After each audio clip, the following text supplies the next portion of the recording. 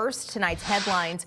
A week after being released from jail for sex offenses, a Spanish Lake man is behind bars again after allegedly having his genitals exposed on the MetroLink. St. Louis County prosecutors say D'Angelo Covington served 9 months after exposing himself to a child last year.